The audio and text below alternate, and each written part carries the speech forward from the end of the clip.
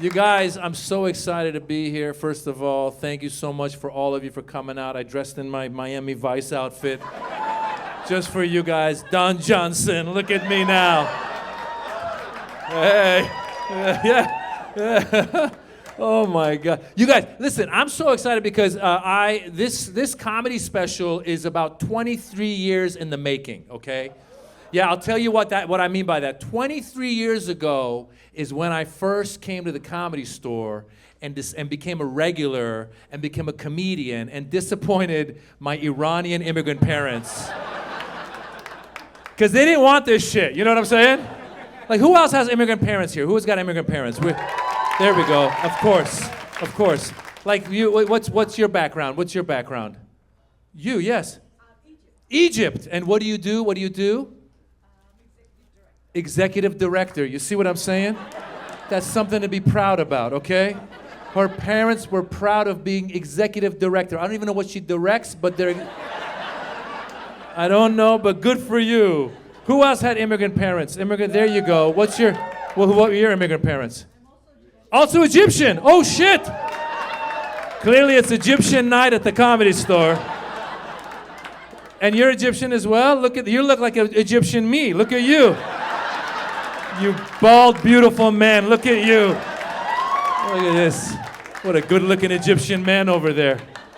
What's your name, Egyptian man? Mina. There you go. Oh, yeah, Mina. How are you, Mina? What do you do again? What do you do? Engineer. You see, I'm not even his parent. I'm proud of him. That's what they want, Mina. Not comedian. Mina, 23 years ago, I came to the Comedy Store. A lot of people don't know how you become a regular at the Comedy Store. The way it used to work, Mitzi Shore, who's the owner of the Comedy Store, she started the Comedy Store. She's now since passed away, but she was with us, and she started this club 50 years ago. Give it up for Mitzi Shore, first of all. Now, Mina, the way you would become a regular at the Comedy Store, you used to have to go perform in front of Mitzi in the original room. There's a room next door to here. And you do 3 minutes in front of her. And if she liked you, she would get word back to you that she wants to see you do 6 minutes. She wouldn't tell you herself. It was like mafia shit, okay? I swear to God, you do your 3, and if they liked you, somebody in the hallway would be like, all right, come back for 6. You'd be like, all right, I'll see you later. And if they liked the 6, they go, come back for 10. And then once you do the 10, she would sit in the back seat by the exit sign, and she would watch you. And as you're walking off stage, if she liked you, she would let you know, and she would make you a regular. Now, for me, this club, all the legendary comedians had gone through it. Richard Pryor, Robin Williams, Jim Carrey, my hero, Eddie Murphy. He'd been, oh my God. So I did my 3, I did my 6, I did my 10. Now I'm performing in front of Mitzi, of course, starting out. I'm talking about being Iranian. You know, she realizes I'm Middle Eastern. So I finish my set. I walk off the stage, and I'm walking past her. And the whole time, you want her to grab your arm. If she grabs your arm, that means you're going to be a regular. If she lets you walk through, it's like, fuck you, get out of here. Go be an engineer. No offense. No offense, Mina. Guys, it's about a 20-foot walk. It felt like 10 miles. I'm walking by. I'm like, Mitzi, please grab my arm. Please grab my arm. I want to be like Eddie Murphy. Grab my arm. As I'm walking by, her hand comes out, grabs my arm. I go, oh my God, it's happening. And then she pulls me close. She goes, you're very funny. I go, thank you, Mitzi. That's how she would talk. And then she goes, I'm going to make you a regular. I go, thank you, Mitzi. Then she goes, have you ever thought about wearing the outfit? I go, what outfit? She goes, you know the outfit, the hat and the gown. I go, hat and gown? She goes, you know the hat and the gown. I realized, oh shit, she wants me to wear a turban and a dishtasha on stage because I'm Middle Eastern. So I looked at her, I go, yeah, sure, that's a good idea, why not? I swear to God, I walked into the hallway. I go, what did I just agree to do? This is bullshit. And for 2 weeks, I was finding ways to get out of the outfit. And I thought she would forget because she was getting older then. I thought maybe she would forget. On Monday, the booker at the club, her name was Corey. She called me up. She goes, Maz, congratulations. Mitzi told me you're a regular. I go, yes, I am. And she goes, she also told me you're going to wear the outfit. I go, shit! I go, Corey, what happens if I don't wear the outfit? She goes, well, you're not going to get as many spots. I go, okay, all right. So then I had to figure out how to get through this. So then I realized, Mr. Delshad, Jimmy Delshad, I found out that there was this Iranian guy who had been making fun of the mullahs in Iran, you know, the turban, the leaders of Iran, and he would do it on Persian television. And so word had gotten back to their supporters, there was a guy making fun of them. So this guy was doing some kind of live performance in LA, and some of the supporters of the regime showed up. They threw a rock, and they hit him in an eye. They blinded him in one eye. Yeah, and when I heard that, I go, that's it. I called the club. I go, hey, listen, Corey, I've been looking for the outfit. I got my eyes on some turbans. But I just want you to know, I just found out that there was a guy who was wearing the outfit, and the supporters of the regime showed up, and they threw a rock and blinded him. So I could wear the outfit, but they might come to the club and go after me. And worse yet, they might blow up the club.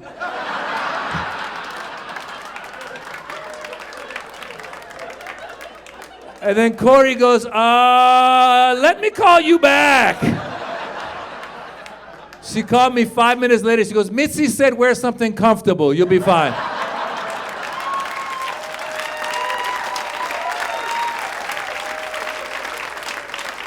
I got out of wearing the outfit. And now I'm Miami Vice. Look at this. I also turned 50 this year. Thank you. I just want to point out, I said I turned 50. Not one of you was like, no way. So it's a little fucked up, people. When someone says they're 50, you're supposed to be like, you don't look a day over 49. You know? But you guys were like, oh, you're going to die soon. Wait a minute. Who's in their 50s here? Anybody in their 50s? Anybody else? There you go, beautiful young lady. There you go. What's your name, sir? Blake, yes. The white man. How are you, Blake? Blake, the white man. Blake, how old are you? 59! You look great! You see how that worked? I did fucking... Couldn't you have done that to me, you assholes? He looks horrible, but I told him he looks great. No, I'm kidding. You do look great, Blake. Now, here's my question. You're 59. Did you get the shingle shot? You did. Listen. This is what 50-year-olds talk about. I swear to God, Blake, I didn't even know what the shingle shot was. I swear to God, I was talking to some kid. The 20-year-olds have no idea, all right? I told the 20-year-old I got the shingle shot. He said, shingles are on the roof, bro. I go, no, it's a real thing. I don't even know what I swear to God, Blake, I still don't know what shingles is. I know as soon as I turned 50, they started running that commercial. Have you seen the commercial? It's the worst commercial ever. You're watching TV, it goes, are you 50 or older? I was like, well, yes, I am. And it goes, you might get the shingles. And then they show this guy, he's bent over in pain. He's like, And the voiceover is like, you will not be able to do anything with your life. You will stay home. You can't see your family. And then it shows the guy's skin is burning. I don't even know what the fuck's happening. I go, you know what? I went right to the doctor. I go, give me the shingle shot. I don't even know what it is. Give me the shingle shot. I got the shingle shot and I got my 4th COVID shot. You got your 4th COVID? Of course. I forgot I was 50 until I was watching the news and they were like, you know, if you're 50 or older, you can now qualify for your 2nd COVID booster. And I was watching it go, wow, good for them. And I go, oh shit, good for me. I got my 4th COVID, I got all my shots, and I still got Omicron. Who here got Omicron? Who got Omicron? There you go. You got Omicron. Yeah, you got Omicron. When did you get it, sir? When did you get it? Did you get it recently or like back, like around the, when? January. There you go. What's your name, sir? Fred? Yes. Yes, you got an accent. Where's that accent from, Fred? Stockholm, Sweden. Wow. Hur mår du? I don't know what the fuck he just said back. All I learned is how to say, how are you? And then he's like, I was talking, party, I don't know what he said. I just was like, whatever. Fred, good to see you. Do you live in Stockholm or you live in LA? You're just visiting? Yeah. Fantastic. And he still has his sunglasses because the sun doesn't set till late in Stockholm. So. He's clearly on Stockholm time. Fred's walking around. The sun will not go down till at least 11 o'clock maybe tonight.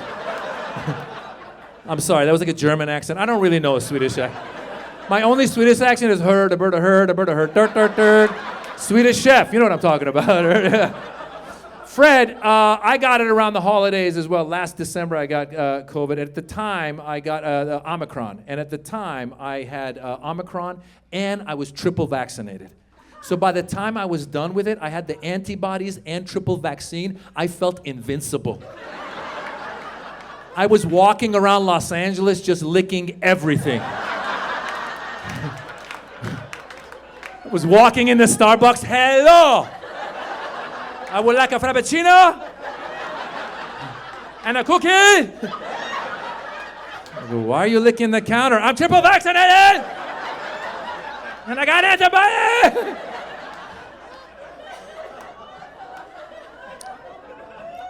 They say the symptoms for Omicron was head cold, lower back pain. Did you feel that, Fred? Is that what you had? What were your symptoms? What were your symptoms?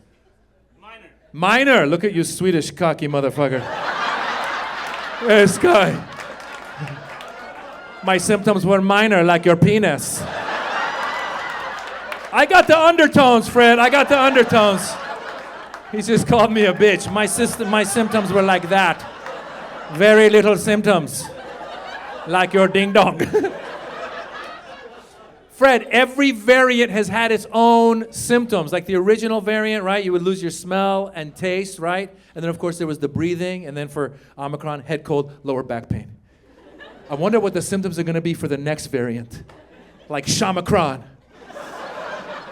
What would be the symptoms? I'd be like, I can't hear! Out of my left ear! And I have no sensation in my right nut. I got nothing. Oh, you got Shamacron, motherfucker. How do you know? I went to the doctor, he got on his knees, just started flicking my right nut. I couldn't feel it. Told me I gotta quarantine it for 10 days. 10 days. I gotta quarantine my right nut. Blake, when I got Omicron last holidays, they used to say you have to quarantine for 10 days. I'll be honest with you, I'll have a wife and kids. Oh my God, it was the best 10 days of my entire marriage. I got to sit in the back room and watch everything on television. HBO, Netflix, Hulu. I subscribed to something called Discovery Plus. I didn't even know what it was. I go, fuck it, I got time, let me discover some shit. And Omicron was so contagious, when my wife and kids would bring me my food, they would leave it outside the door, and they would knock and they would run away. And every time I opened the door, I had to pretend like I was having a worse time alone. I'd open the door, oh my God, I love you guys. I miss you. I close the door, get back in bed. Okay, Succession Season 2. Let's see what happens to the Roy family. Narcos Mexico, let's learn some Spanish. Pendejo, puto chingón, cocaína. I'm fluente, thank you very much. Halfway through my quarantine, the CDC came out. They go, you only need to quarantine for 5 days. I told my wife, I said, you can't trust the CDC.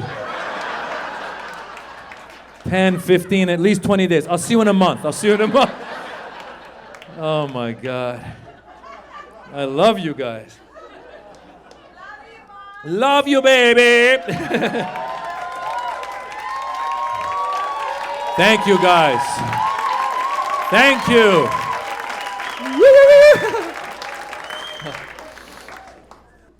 Like I said, I got the shot. Which one? You said you got the shot too. Which one did you get?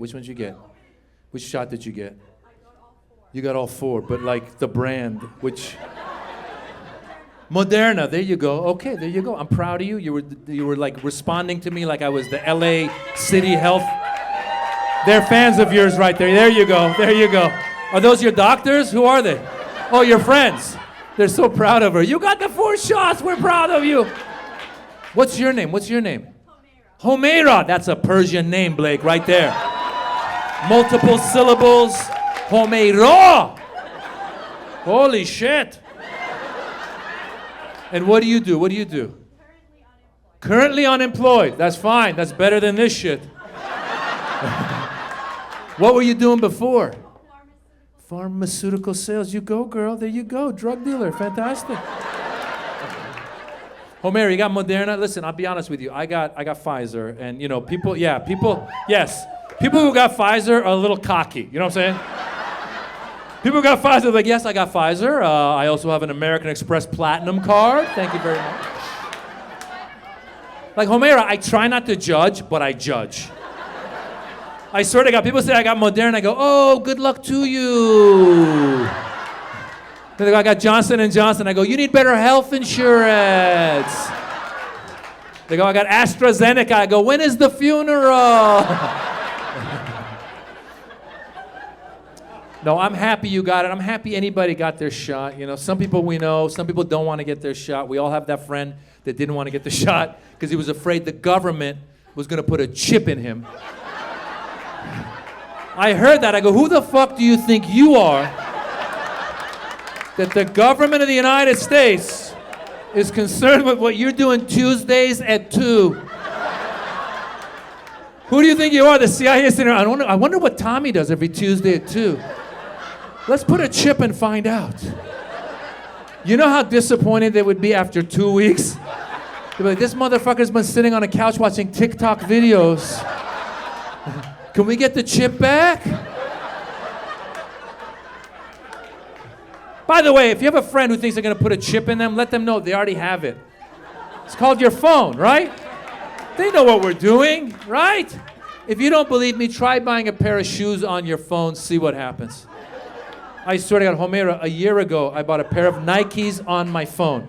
Every time I turn on my phone, it asks me if I want a Nike. The other day, I got on my phone, went on Safari right away. It goes, you want a Nike? I go, no thanks, I already have a Nike. I did 3 scrolls. It goes, how about now? I go, motherfucker, I told you above, I don't want the Nike. Then every app got in on it. I checked the weather, it goes, it's gonna be hot, buy a Nike. I got directions on Waze, it goes, make a left, get a Nike. I got so worried, I called my mom. I go, Mom, some weird stuff is going on with my phone. She goes, you want a Nike?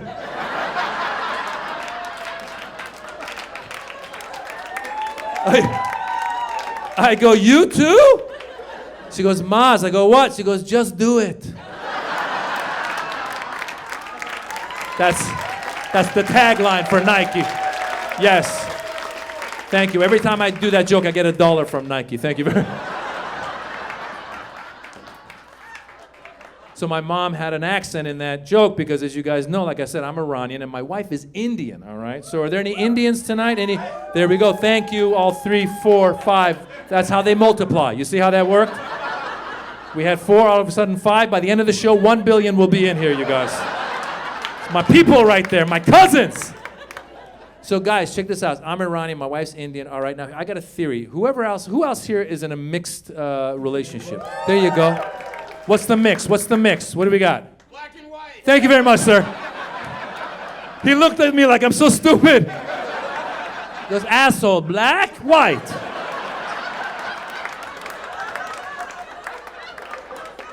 You're so fucking stupid, you can't see? Are you guys married? Yes. You have kids? I have kids. You have kids. Okay, this is getting complicated now. He said, I have kids. The white lady did not contribute at all. What's your name, my man? Jonathan. So here's my theory. My theory is if you have kids with your wife when you're in an interracial relationship, when it comes time to name your kids, there's a whole negotiation that begins. It's a compromise. You know what I'm saying? Like the example I like to do usually is like I say, let's say you're a Mexican guy actually married to like a Swedish woman, let's say, right? Let's say you have a kid, right? You, right away, your son, you go, I want to name him Jose. The Swedish wife would be like, I want to name him IKEA. They compromise, Hoskia. You see how that works? So when my son was born, I went to my Indian wife out the gate. I started with a nice Persian Muslim name right out the gate. Went to my wife, my Indian wife. I go, hey, how about Mahmoud? That's strong, right? She came back. It was a negotiation. She comes back. She goes, how about go fuck yourself?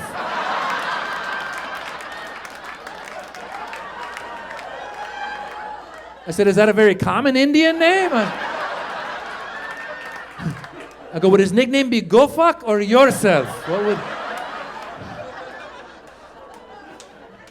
Then it was a negotiation. I went back. I go, how about Mohammed? She goes, asshole, I want him to travel. I go, oh, okay. Yeah, Mohammed's not a good name at the airport. That's not a good one. So then I found a nice neutral Persian name, Dara, D-A-R-A. Great name, right? Nobody knows what it is, right? But then she wanted to Indianize it, so she added a silent H after the D. So now it's spelled D-H-A-R-A. Looks Indian, is Iranian. You see? Right? She's happy, I'm happy. That's it. That's how the negotiation works. But my favorite thing is when we go to the parent-teacher conferences. Oh my God, white people. You guys are so nervous about messing up ethnic names. It's the most entertaining shit because his teachers don't know what to do with the silent H in Dara. And they don't want to mess it up. They don't want to offend us. So we walk in, I see his white teachers, they're sweating bullets. And they start saying his name, hoping that we'll help them out. They're like, you know, your son, but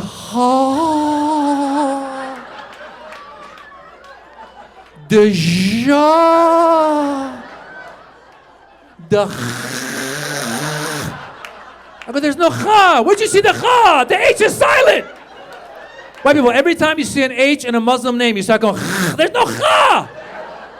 I told her, relax. I did the H for my Indian wife. I wanted Mohammed. She goes, you mean Mohammed? There's no cha.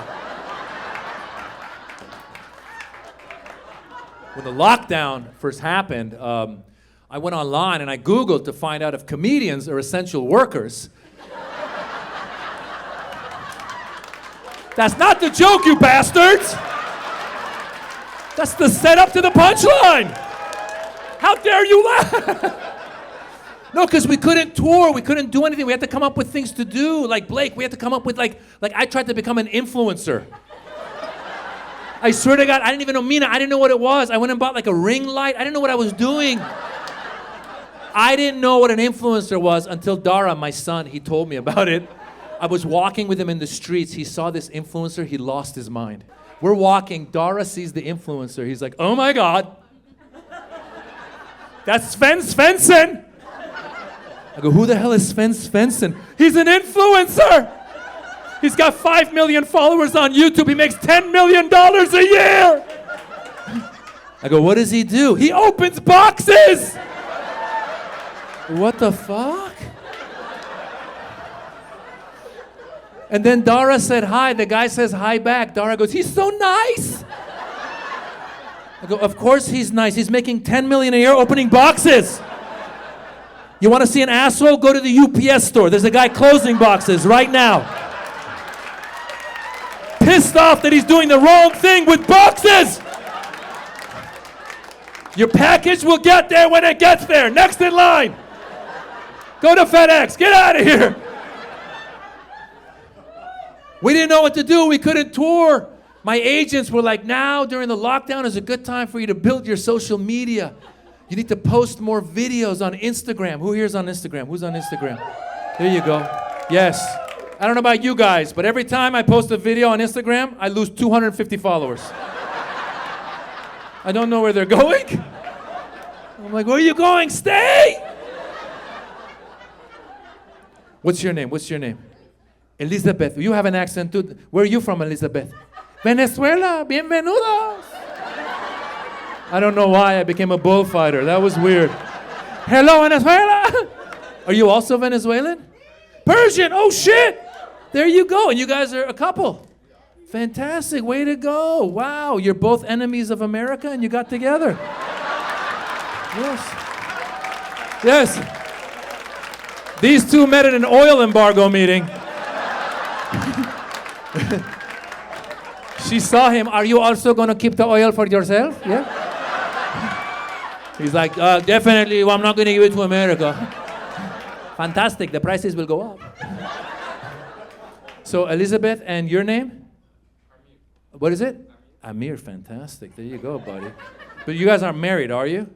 No. Okay. Have you guys, so, you know, the names, just keep in mind. It's gonna happen.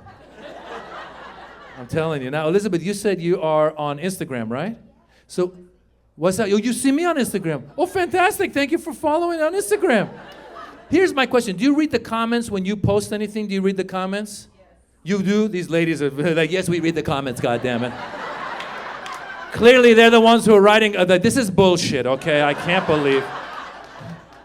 The key, Fred, the key is not to read the comments because you'll be disappointed. I swear to God, no, because usually there's the comments start pissing you. Let me tell you what happened. This is what happened. I decided to eat right, exercise, lose a little bit of weight. Then I thought maybe I would post the weight loss on my Instagram page. I can inspire my followers to lose weight with me. So I ran, I ate right, I got on the scale, I took a picture, I posted it. Started reading the comments. First comment, dude, your toes are ugly. You motherfucker. Second comment, why do you have purple shins? You might have coronavirus. I go, what the fuck? Third comment, want a Nike?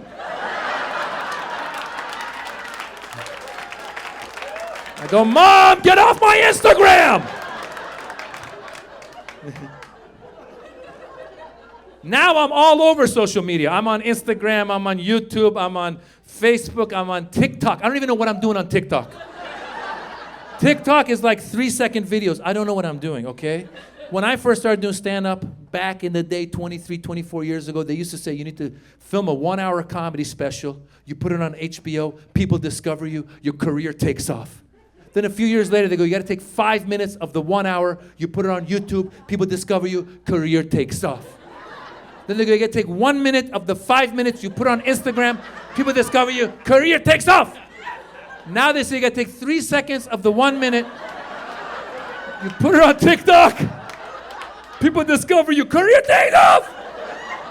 I told Dara, I go, Dara, I don't even know what to do in 3 seconds. I told my son, I go, for 3 seconds, all I can say is hello, goodbye. He goes, that's perfect.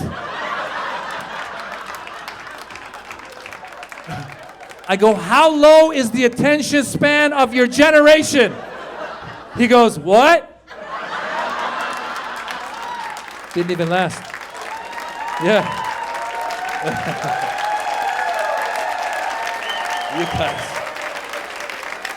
You guys are awesome. Been a crazy couple of years. Comedians had to do Zoom comedy shows. Yeah, holy shit. Who else? Who else? You guys did business on Zoom? Who else did? Yeah, there you go. There you go. What's your name, sir? Josefa? Oh, wow. What's your background? Indian. Shit, I've never heard Josefa. Did you have a Mexican parent? That's what I said before. Clearly the negotiation happened. Right?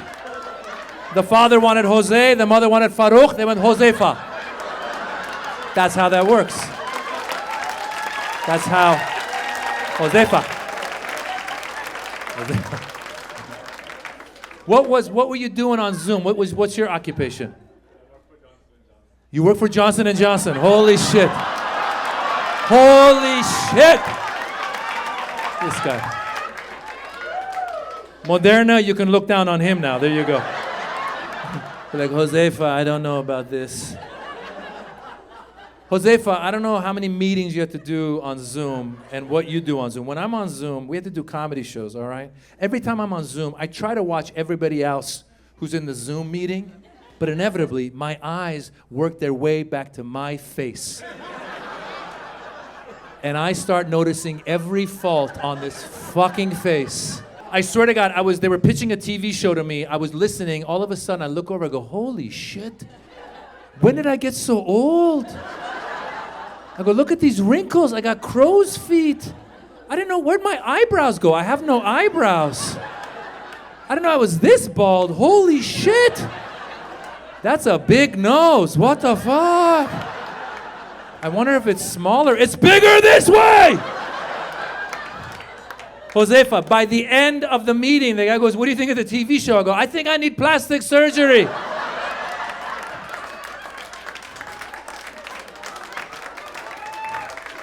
And I thought about getting it. I did, because I found out if you want your eyelids to open, you go to the plastic surgeon. They pull your skin back so your eyes open. I thought maybe the guy could pull my skin back, give me some thick eyebrows, thin nose, some white teeth, some nice hair, right? And the key to getting work done, I found out, you're not supposed to admit you had work done. Right? So I'd be walking around Los Angeles all shiny. People be like, Maz, did you get work done? I'd be like, no. I've been juicing. How come you have a big ass? That's elderberry juice. Why do you have breasts? That's turmeric. Turmeric. Oh, my God. You know who I was jealous of during the pandemic? Was doctors. Are there any doctors in the house? Any doctors? There we go. What kind of doctor are you, young lady? What kind? Gastroenterologist. There you go. GI, right? Fart doctor, right? It's the best. You got a lot of clients tonight. The Persians are here. We have a lot of gaseous. The Indians, you know what, the curries, you're going to have a lot. Just start handing out business cards on the way out. Venezuela, yeah, spicy, some shit. You know why I was jealous of doctors? Doctors were doing Zoom consults during the pandemic. Did you do Zoom consults? You were there. Look at you with the mask. You were brave. Look at you. Give it up for her, saving lives. Yes. My friend told me you could get a Zoom consult physical. And I was like, how does that even happen? Because usually the doctor's got to touch you to make sure you're okay. How does that work? What do you get on the Zoom with the doctor? He goes, okay, Maz, welcome to your annual checkup. Let's get started. Okay, I need you to grab your balls and cough.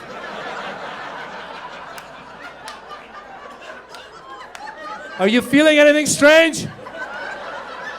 No? Okay, stick your finger up your ass.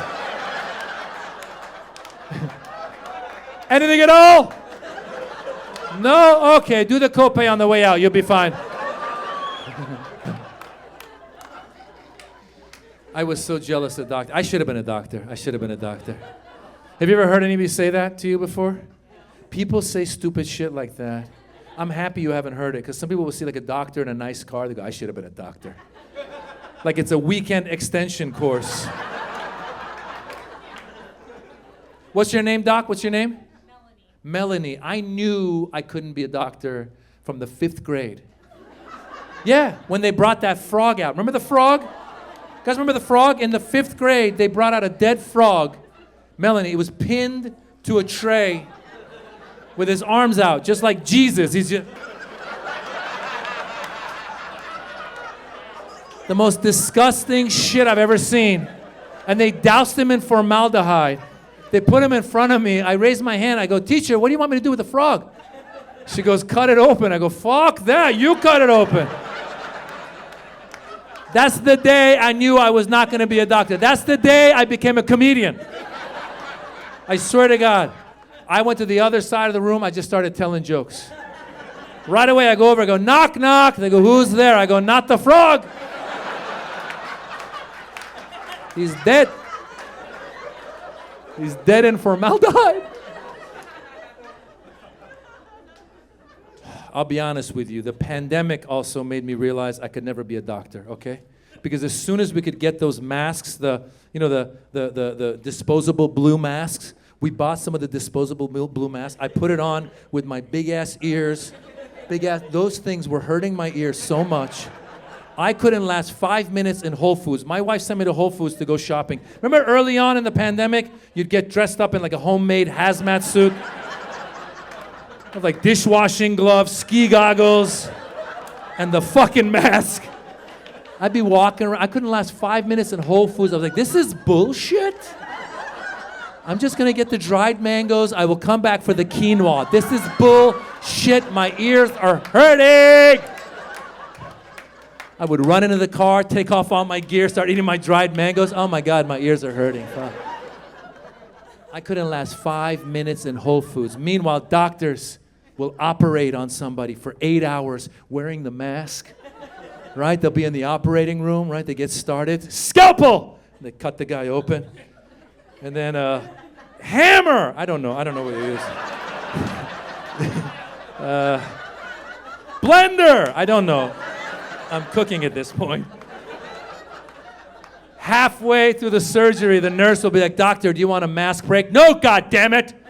We're here to save a life. I'll be here for 8 hours. My ears will suffer." If I were the doctor, 5 minutes in, "Guys, he's not gonna make it. I gotta go. This is bullshit. I have dried mangoes in the car. Let's go, guys." I also got a cold during the coronavirus. You can't get a cold during the coronavirus because everyone would think you had the coronavirus. Right? Like getting a cold during the coronavirus is what it felt like being Muslim after September 11th. Yeah! Everyone thought you're guilty. Right? Like Asians, it's what it felt like being Asian during the coronavirus. They were blaming it on Asians, right? White people is what it felt like being white after January 6th. That was your day, motherfuckers. I remember, Blake, I was watching the news. I go, "Oh shit, they got terrorists too!" I'm sorry. Patriots. White people have very funny names for their criminals. Your terrorists become patriots. Your drug dealers become pharmaceutical reps. Your killers become lone wolves. Like, what's a lone wolf? He's a killer who's white. My favorite day was January 7th when they wouldn't let those motherfuckers get on the airplanes. Don't know if you've seen the videos. Go home and watch the videos. These guys had the nerve. They attacked the Capitol on January 6th. They had the nerve to go to the airport the next day, try to get on the plane. They were at the airport crying. Did you see the videos? They're like, "This is bullshit, man. They won't let me on the plane, man. I have my boarding pass and I chose my meal. They're not letting me on the plane, man." I was watching. I go, "Welcome to my world, motherfuckers."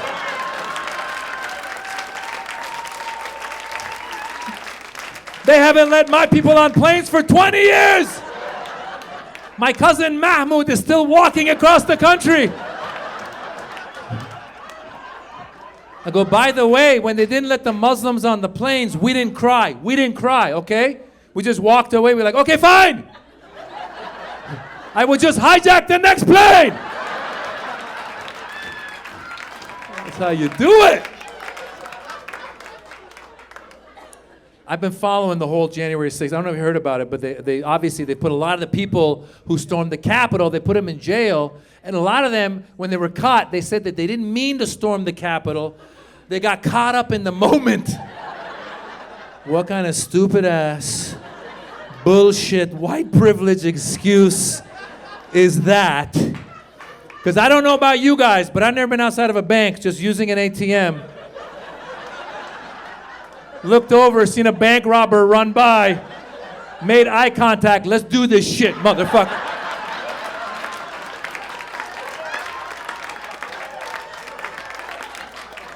Go in front of the judge, Your Honor. I'll be honest with you. I got caught up in the moment. I was going for $20, decided to go for $20,000. What the hell? These things happen, Your Honor. I've been watching the January 6th hearings. I don't know if you guys have or not. But I don't care what side you're on, right or left, you should watch them. They're very entertaining. It's the best TV show on television. My favorite episode was that one where that girl, Cassidy Hutchinson, came out and she said, remember her? She came out, she said, Trump tried to choke his Secret Service agent. And the people on the right were like, no way. And the people on the left were like, yeah, way. But I'm thinking, you know what's interesting? We all as a country, we heard that Trump tried to choke his Secret Service agent. All of us were like, yeah, it's possible. That's how crazy he is. In the past, if you heard like President Eisenhower choked his Secret Service agent, no way, he's very stately, he would never do that. But you hear Trump, you're like, that could have happened, definitely could have happened. If you heard Biden choked his Secret Service agent, you'd be like, how old was the Secret Service agent? How old was the guy?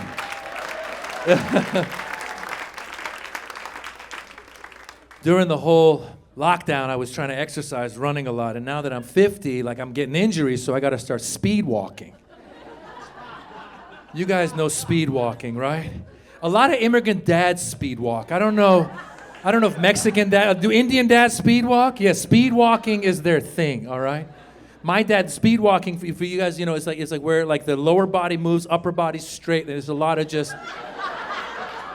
And they're very angry that this is bullshit. Why did I come to this country? I had to leave my country to come here and walk these streets. This is bullshit. My dad used to speed walk, and he used to take us with him to go speed walking when I was like 8 years old. On a Saturday, I'd be asleep. My dad, come on, wake up, we're gonna go speed walking. I was like, Dad, I'm 8 years old, I'm trying to sleep, we're gonna go speed walking. We'd go out to speed walk. He was twice my size, so he would just walk away from me. And I think that's how immigrant dads spent quality time with their kids. Yeah. They would take you out and walk away because they wanted to tell you that life is hard. Right? They'd be like, come on, son, keep up. There might be a revolution. You have to escape. Let's go. Keep up. This is training for the next revolution. Keep up.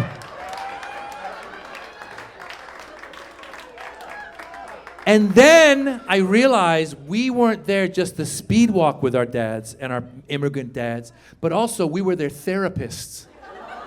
Yes, because immigrant dads don't go to therapy. They're macho men. I don't care where you're from, Venezuela, Iran, India, Mexico. Immigrant dads don't go to therapy. The kids are the therapists.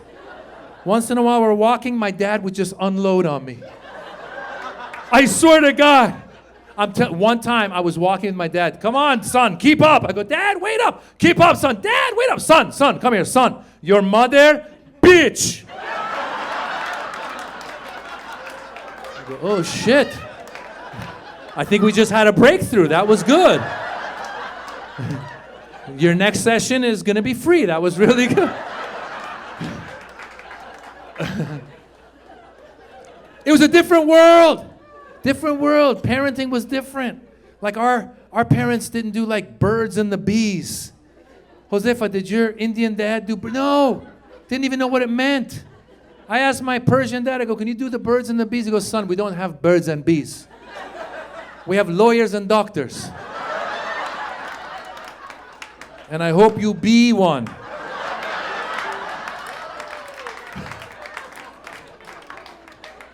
You know how I learned about the birds and the bees? This is how I learned. When I was in the 7th grade, my friend David was walking home one day from school. He found 3 grocery bags filled with Playboys, just outside by the garbage. That's how they used to do it back in the day. Then the guy was done, he would pay it forward. Yeah, he was done with his Playboys, he'd leave it outside. He's like, some pervert will find this and make use of it. David came up to me and goes, listen, I got 3 bags of Playboys. You want one? I go, of course I want a bag of Playboys. I took it home. I taught myself the birds and the bees. I was very good at it. Thank you very much.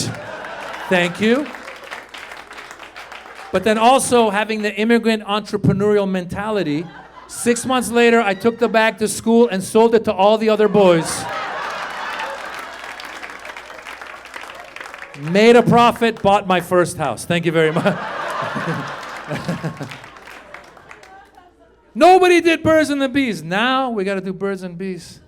I stumbled into the birds and the bees. Who's got young kids here? Who's got young kids? Anybody?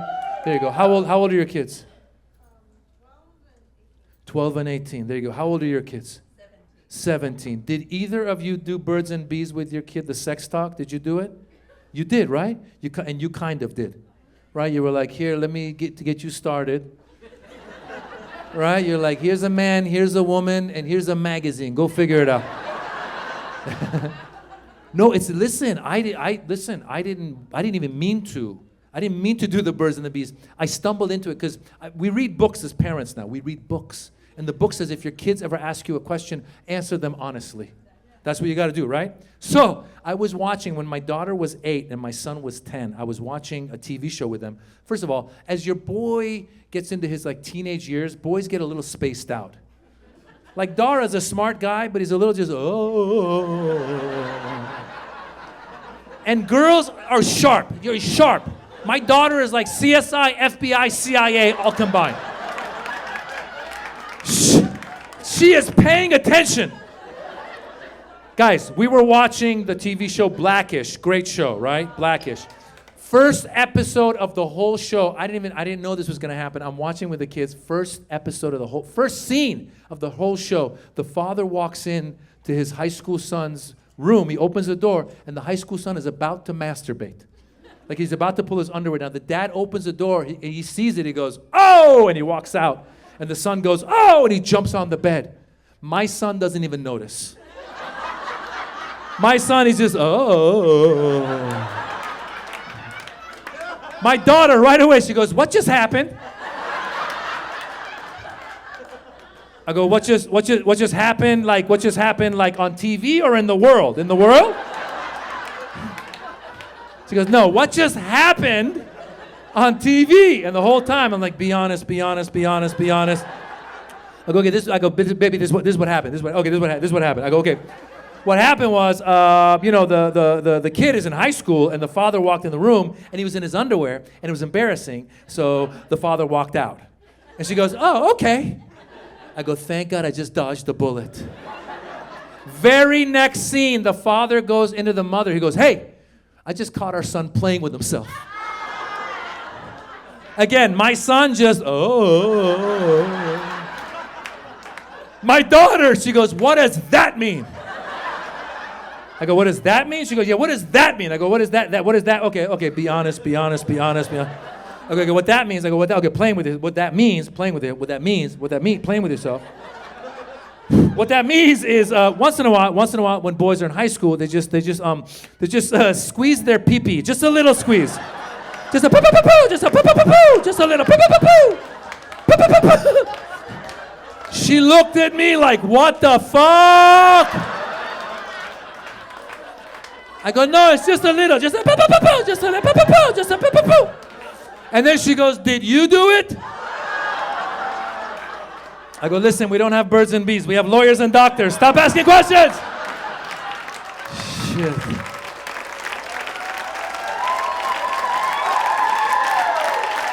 Oh.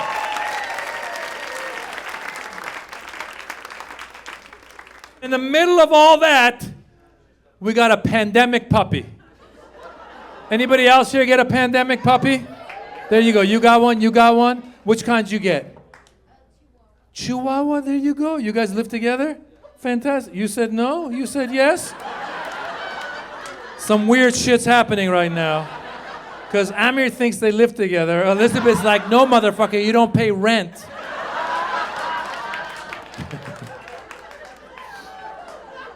You guys got a Chihuahua together, though, right? So here's the check. Was it your first dog, or you had a dog before?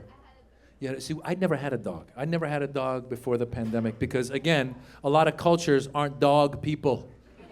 Like when I was a kid in Iran, like I wanted a dog. Iranians weren't big dog people when I was in Iran, right, Mr. Delsha? We weren't big. When I was a kid, I asked my dad for a dog. He got me a rooster. I swear to God, I'm not making it up. Every once in a while I hear, "Cuckoo!" And my dad, "That's your dog, that's your dog." I went to school, they go, "Draw a dog." I drew a rooster. They go, "This guy's a fucking idiot." Then we came to America. America, everybody's got a dog. Americans love their dogs. So when I came to America, we came when I was 6. At the age of 7, I wanted a dog. So I went to my dad. Again, I wanted a dog. And again, my dad, macho Persian man, didn't even know how he could go about getting a dog. So he had another friend who was another macho Persian dude who had 2 dogs. So he goes to that guy and goes, "Hey, listen, you have 2 dogs, give me 1 dog." And the guy's like, "Sure, take dog." Not one of them thought for 1 minute that these 2 dogs have grown up together, they're gonna miss each other. Yeah, don't awe the dog, awe me. I was 7 years old. This dog showed up. It was the saddest dog you've ever seen. Oh my God, you don't even know. I would try to take him for a walk. I'd be like, "Come on, Lassie, let's go for a walk." He was like, "Fuck you, my name's not Lassie. I'm gonna stay home and listen to sad music. Hello, darkness, my old friend." After 2 days, my dad goes, "Listen, dog doesn't like you, give dog back." I go, "But I like the dog." Dog doesn't like you, give dog back. I go, "I want the dog." He goes, "You're lucky you can give dog back."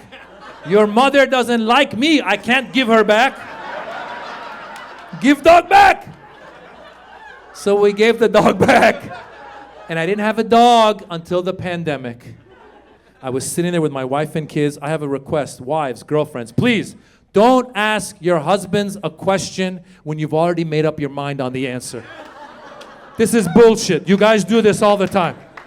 Right? Like you'd be sitting around, right? Someone a little, yeah, you're ready. There you go. Those two guys are upset. You know what I'm saying? You'll be sitting around and your wife will be like, should we get sushi for dinner? Right? And you'll be like, you know, I'm not in the mood for sushi. They'll be like, you're never in the mood. For when are you ever in the mood? If you want the sushi, get the fucking sushi! I'll eat whatever you give me! My wife pulled that shit with the dog. We're watching TV. My wife goes, should we get a dog? I go, babe, I don't know if it's the right time for a dog. There's a pandemic, there's protests, there's an election. It's not the right time. She goes, you never say it's the right time. When is it ever going to be the right time? I go, woman, if you already know you want the dog, then why are you asking mine? Just get the fucking dog. And then she pulls this bullshit. She goes, let's just go look at the puppies. What kind of bullshit? Wife negotiating tactic, Indian negotiating, I don't know what that was. Who just looks at a puppy? What kind of Disney villain would I have to be to just look at a puppy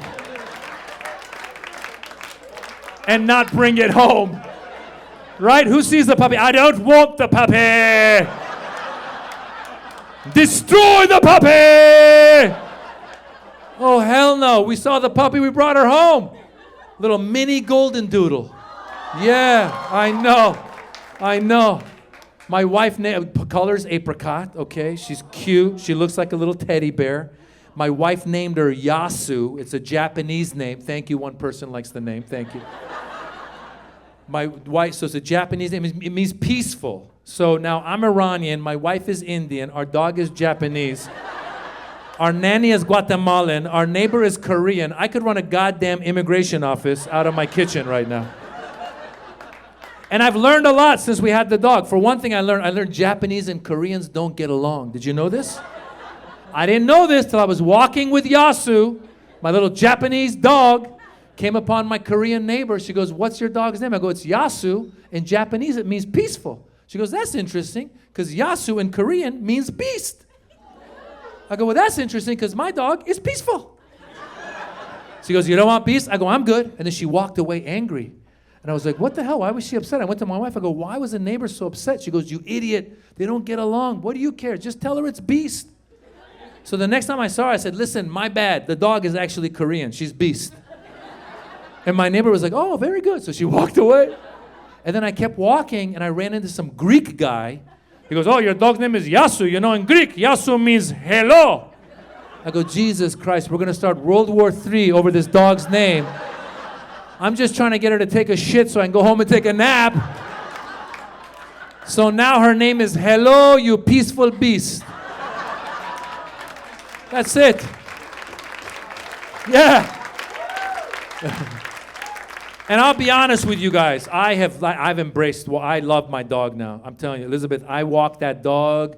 When I pick up dog shit, I feel more American than I ever have. That's what we do in America. We pick up dog shit. I feel more American picking up dog shit than when I got my citizenship paper. I pick up the dog shit. I hold it to the sky. I talk to my dad. Father, I finally have a dog. I'm American, Father. Because let's face it, Americans love their dogs, right? They hate their parents, but they love their dogs. A dog shit, they pick it up. The parent shit, retirement home. Or Florida, same shit. You know what I'm saying? So Yasu has this little stuffed pet monkey that she likes to play with. She'll put it in her mouth, and she'll come to you, and she'll wag her tail, and she'll whimper, which means let's play. So she'll show up, she'll be like, which means chase me. So one night I was at home, I was washing dishes, and Yasu walks in with the monkey in her mouth, and she's walking slowly. She's not wagging her tail. And I'm looking, I go, why is Yasu acting weird? Then I look closer, I go, why is the monkey darker than normal? I go, oh shit. That's not a monkey. That's a dead squirrel. Yeah, I did the research. Golden doodle. It's a golden retriever poodle mix. They retrieve dead animals and they bring it to whoever they worship the most in the house. Yeah, and up until then, there'd been a competition between me, my wife, and the kids. Oh, she loves me more. She loves me more. And as she was walking towards me with the dead squirrel in her mouth, slowly I go, oh my God, she loves me more. And she's walking towards me like it's a scene from Game of Thrones. And she's bringing me gold. She's like, for thee, my lord. I bringeth thy dead squirrel for thee, my lord. And she drops it and just walks out backwards. And I'm washing the dishes. I go, what the fuck am I supposed to do with this? So I put on all kinds of gear, wrapped it up, threw it away. Next morning, I had to take the kids to school. The one thing I miss about Zoom school is the commute. Remember, the commute was so easy. Oh my God. You just wake up in the morning, you go to their room, you'd wake them up. Hey, wake up! Go to school! They'd get out of bed, they just walk to their desk. I'd go downstairs, I'd tell my wife, listen, I dropped them off, you pick them up. Now you gotta drive them through traffic again, right? And my son, like I told you, smart kid, little spaced out. He has no sense of time. I was trying to get out of the house by 7:30. He walked downstairs at 7:29. Like no big deal. Like one shoe on one foot. Just starts telling me about a dream he had the night before.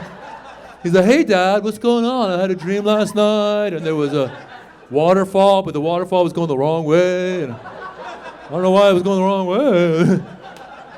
And I'm late. I'm like, hurry up, get in the car. Like, all right, whatever, calm down, whatever, all right. And then he started walking the wrong way. I go, where are you going? The door's that way. He goes, all right, we're going to say bye to Yasu. Calm down, whatever, all right. So now he's saying bye to Yasu. All of a sudden, I hear him. He goes, oh no, she did it again. I go, what? He goes, come look. So I go look. Now there's a dead rat on our lawn.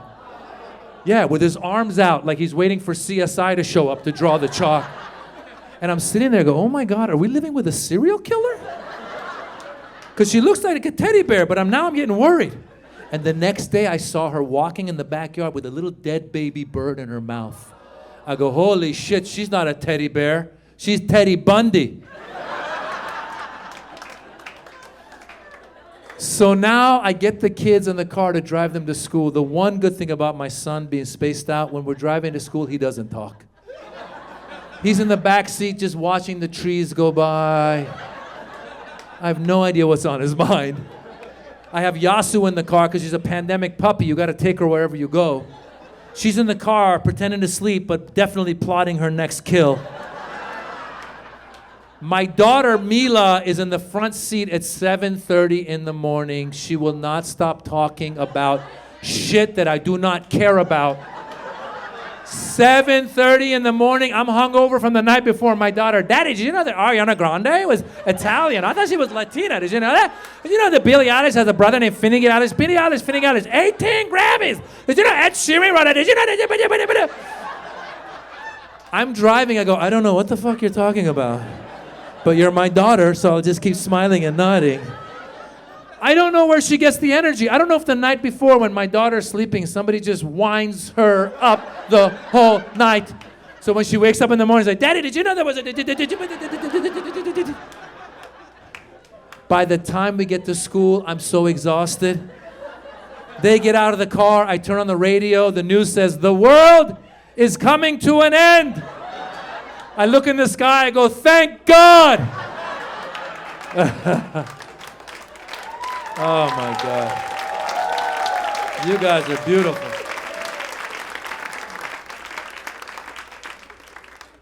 I got one more story I want to tell you. So this happened. We took the kids to a sleepaway camp. Have you heard of sleepaway camp? For those of you who don't know, sleepaway camp is where you get to drop your kids off for a week and just have a life. Oh, it's the best thing in the world, all right? And we signed them up for what we thought was a parkour camp. Have you heard of parkour? Again, for those of you who don't know, parkour is where kids learn to climb up walls and shit, okay? Like tough kids learn to fight, my kids learn to escape. I told them, you're ever in trouble, hop, skip, jump, jazz hands, get out of there. The jazz hands confuse the assailant. So guys, we got in the car with our two kids, Dara, Mila. We started driving out of LA, 10 east, 1 hour out, 14 north, Lancaster, 2 hours out. All of a sudden I look around, I go, it's not very diverse out here. Then I keep looking, I go, there's a lot of American flags out here. Don't get me wrong, I like the American flag.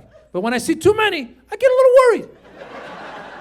Right, like if you go to the airport, you see one Muslim, you'd be like, hey buddy, what's going on? You see a bunch of us, you'd be like, no really, what's going on? You know what I'm saying, Blake? Guys, we got to the camp. It wasn't a parkour camp, it was a skateboarding camp. Yeah, with parkour as a side activity. So it was a bunch of white skate rats. Yeah, brah, shaka shaka brah. And I'm walking around with Dara, and Dara has darker skin, right, because of his Indian background. And Dara's looking around and goes, Daddy, I think I'm the only person of color here. I go, don't worry about it, buddy. You'll blend in. This is your chance to make some new friends. This is your chance to meet people you normally wouldn't. I said, we'll check in with you. So we left them. I call him the next day. I go, hey, buddy, how's it going? He goes, they're calling me Abdul. I go, oh, no. I go, is that it? He goes, they told me to go back to Africa. I go, that's the wrong continent. And then I got so upset, I started texting him comebacks. I go to the whitest kid and be like, whatever, Casper the Friendly Ghost. Dara goes, who's Casper the Friendly Ghost? My wife goes, you idiot, you can't give him a comeback from an 80s cartoon. So then I asked him, I said, Dara, what did you say back to them? He goes, I told them I'm going to blow up their house.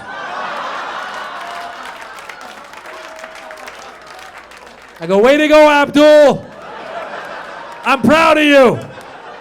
Guys, I'm Maz Jobrani. That's the show. Thank you, Comedy Store.